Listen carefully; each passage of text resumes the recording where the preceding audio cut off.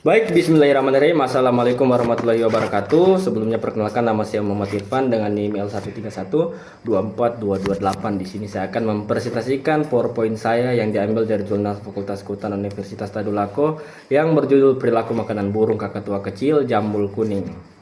Penelitian ini berlokasi di Pulau Pasoso, Kabupaten Donggala, Sulawesi Tengah.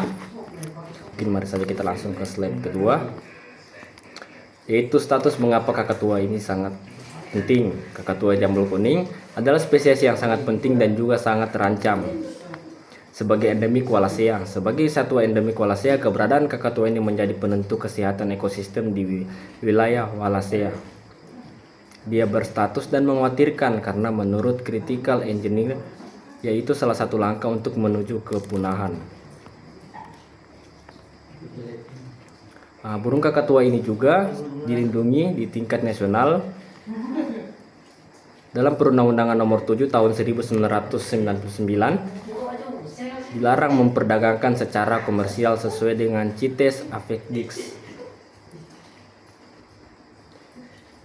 Ancaman utama, hilangnya habitat penerbangan dan perburuan. Ancaman utama di Pulau Pasoso adalah penebangan pohon oleh masyarakat untuk bahan baku perahu atau rumah yang akan menghilangkan pakan dan sarang mereka.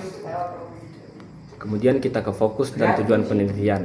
Penelitian ini berupaya mengisi kesenjangan data spesifik dan konservasi kakatua di Pulau Pasoso.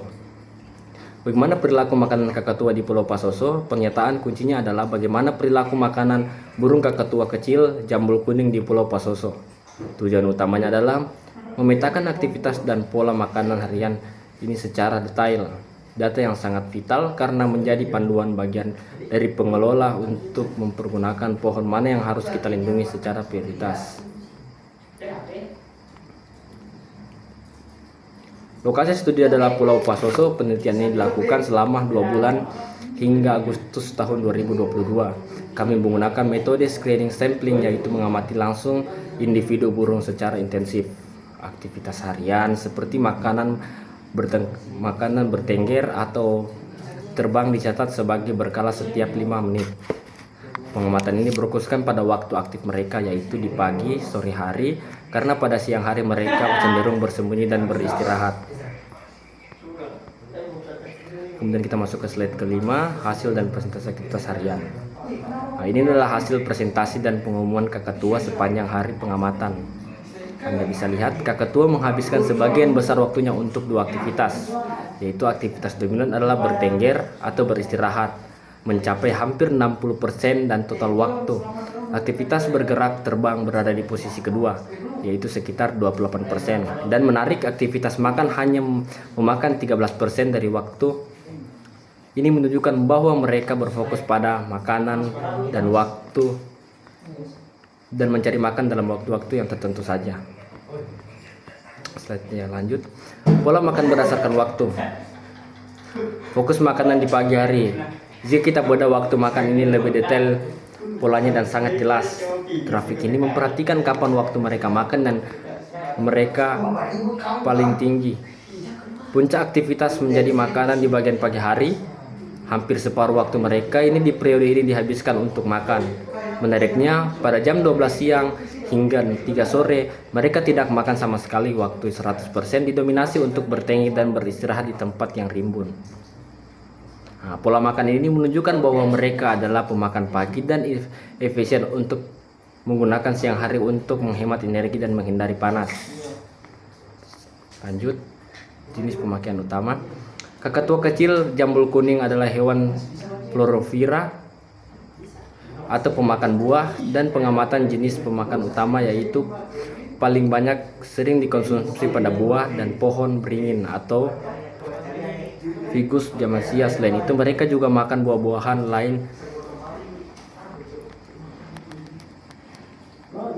Namun beringin adalah kunci utamanya. Saat makan mereka menggunakan kakinya untuk memegang pakan dan merupakan perilaku khas dari burung paruh berbengkok. Mereka cenderung mencari makanan berpasangan dan jarang teramati makanan bersama dengan burung lain yang menjadi seperti walik kembang. Slide selanjutnya, perilaku bertengger dan perlindungan.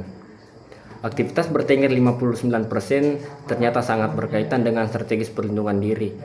Alokasi bertengger favorit yaitu adalah di pohon yang sama dengan pohon pakan mereka, yaitu beringin. Pohon beringin dipilih dari cabang ke cabang tinggi dan daun-daun rimbun untuk memberi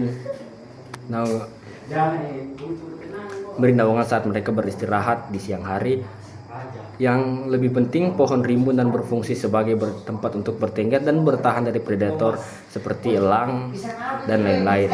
Ketika predator terdeteksi, kakatua ini sangat mengeluarkan suara peringatan dan langsung masuk ke dalam kanopi pohon untuk menghindari serangan.